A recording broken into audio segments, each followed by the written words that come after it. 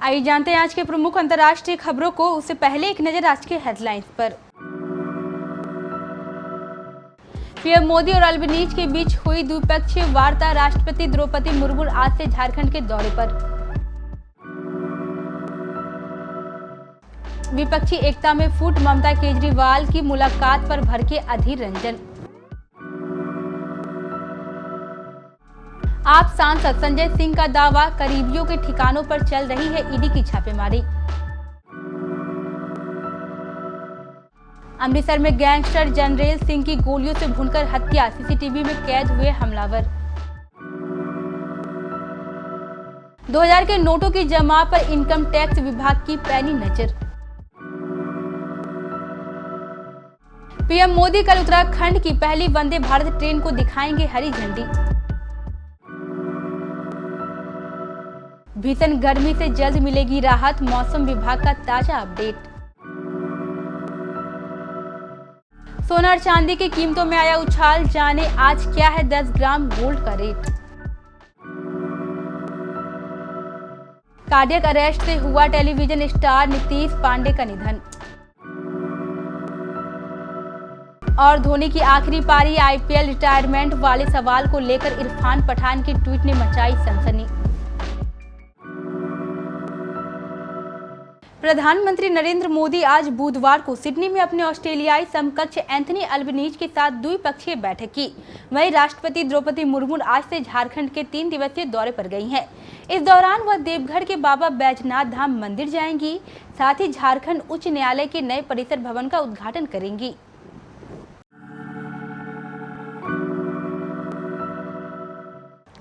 नीतीश कुमार, शरद पवार समेत तमाम नेता 2024 लोकसभा चुनाव से पहले विपक्ष को एकजुट करने की कवायद में लगे हैं।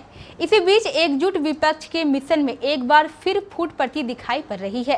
कोलकाता में ममता बनर्जी और अरविंद केजरीवाल की मुलाकात को लेकर कांग्रेस सांसद अधीर रंजन चौधरी ने दोनों नेताओं पर निशाना साधा है। अधीर रंजन ने कहा है कि आम आदमी पार्टी और तृणमूल कांग्रेस का एकमात्र उद्देश्य कांग्रेस को खत्म कर खुद फल फूलने का है। दरअसल दिल्ली पर केंद्र के अध्यादेश के मुद्दे पर दिल्ली के सीएम अरविंद केजरीवाल विपक्षी देशव्यापी समर्थन जुटाने की कोशिश में लगे हैं। आम आदमी पार्टी के सांसद संजय सिंह ने बुधवार को दावा किया है कि उनके करीबियों और स्टाफ के ठिकानों पर प्रवर्तन निदेशालय ईडी की टीमें लगातार छापेमारी कर रही है। सांसद संजय सिंह ने इस वक्त दिल्ली के मुख्यमंत्री अरविंद केजरीवाल के साथ दूसरे दलों के नेताओं से मिलने के लिए दिल्ली से बाहर गए हुए हैं। संजय सिंह ने ट्वीट कर लिखा है कि मोदी की दादागिरी चरम पर है। मैं मोदी की तानाशाही के खिलाफ लड़ रहा हूं। पंजाब के अमृतसर में गैंगस्टर जरनैल सिंह की गोलियों से भूनकर हत्या कर दी गई। गांव सठियाला में गोपी घनश्याम पुड़िया ग्रुप से जुड़े बदमाशों ने इस वारदात को अंजाम दिया है। बदमाश स्विफ्ट कार में सवार होकर आए थे। 4 बदमाशों जरनैल सिंह की हत्या कर मौके से फरार हो गए। जानकारी के अनुसार बताया जा रहा है कि वारदात के समय जरनैल सिंह अपने गाँव में अपने घर पर ही था।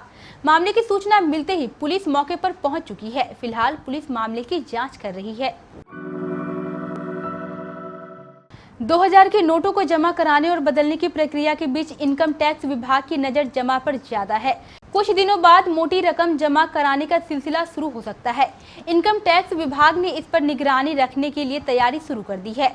एक सीनियर अधिकारी का कहना है कि डिपॉजिट करने समय अकाउंट नंबर देना पड़ेगा। केवाईसी का पालन करना होगा। 50,000 रुपए से ज्यादा जमा पर पैन नंबर भी देना होगा।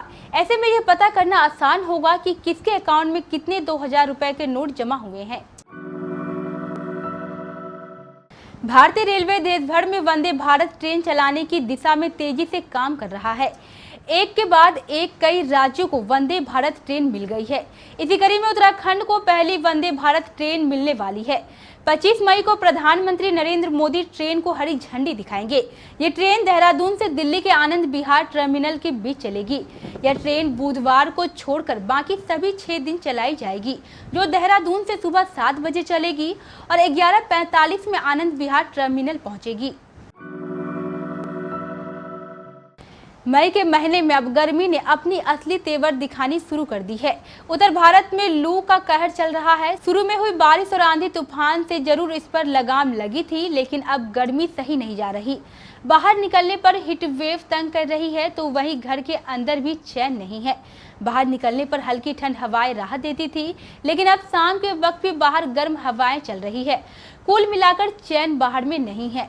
राजधानी दिल्ली सहित कुछ राज्यों में अधिकतम पारा 42 डिग्री के पार चला गया है। हालांकि मौसम विभाग ने कुछ राज्यों में बारिश की भी उम्मीद जताई है।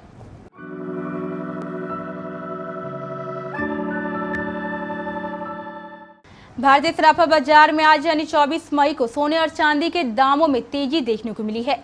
सोने की कीमत 60,000 रुपए प्रति 10 ग्राम के पार है, तो वहीं चांदी का भाव 71,000 रुपए प्रति किलो से अधिक है। राष्ट्रीय स्तर पर 999 शुद्धता वाले 24 कैरेट 10 ग्राम सोने की कीमत 60,704 रुपए है, जबकि 999 शुद्धता वाली चांदी की कीमत 71,337 रुपए है। India Boolean and jewellers association के मुताबिक मंगलवार की शाम को 24 कैरेट का शुद्ध सोना 60,342 रुपए प्रति 10 ग्राम था, जो आज यानी बुधवार 24 मई की सुबह 60,704 रुपए पर आ गया है। इसी तरह शुद्धता के आधार पर सोना और चांदी महंगे हुए हैं।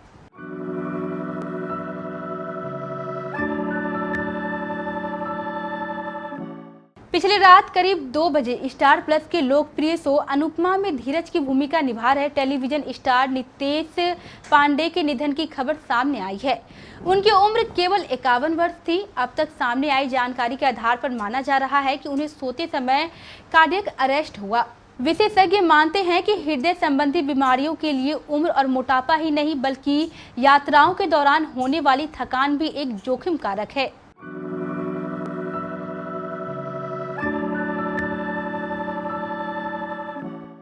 गुजरात टाइटंस के खिलाफ क्वालीफायर 1 मैच के दौरान धोनी का बल्ला खामोश रहा और केवल 1 रन बनाकर मोहित शर्मा की गेंद पर हार्दिक पांड्या के द्वारा कैच कर लिए गए। बता दें कि जब धोनी बैटिंग करने आए तो उस समय पूरा स्टेडियम धोनी धोनी के नाम से गूंज उठा था। वहीं जब आउट हुए तो स्टेडियम का माहौल ऐसा बन गया था कि मानो वहां कोई मौजूद नहीं है। बता दें कि धोनी के आउट होने के बाद फैंस के जहन में एक ही बात चल रही थी कि क्या धोनी का ये चेपॉक में आखिरी पारी है। फैंस के इसी सवाल को लेकर इरफान पठान ने ट्वीट किया है, जो सोशल मीडिया पर काफी तेजी से वायरल हो रहा है।